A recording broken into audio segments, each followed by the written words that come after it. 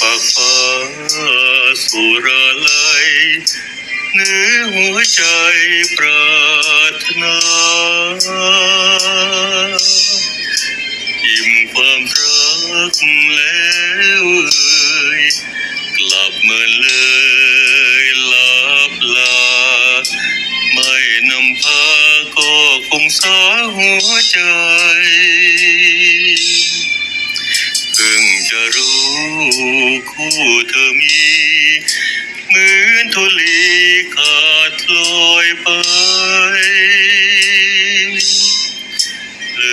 ปองมาเล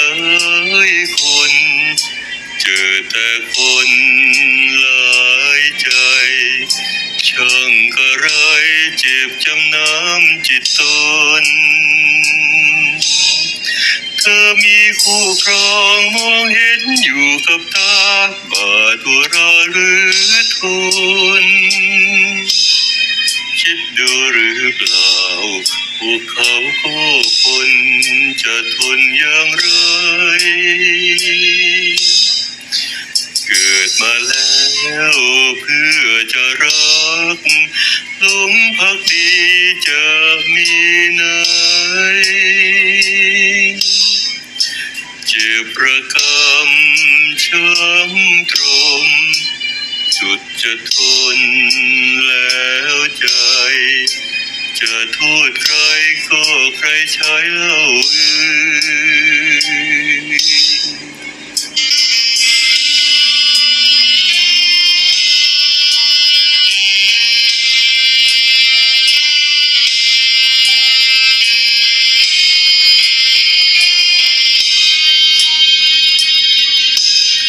เธอมีคู่ครองมองเห็นอยู่กับตาบาดหัวเราะหรือทนคิดดูหรือเปล่าพวกเขาก็คนจะทนอย่างไรเกิดมาแล้วเพื่อจะรักหลงพักดีจะมีไหน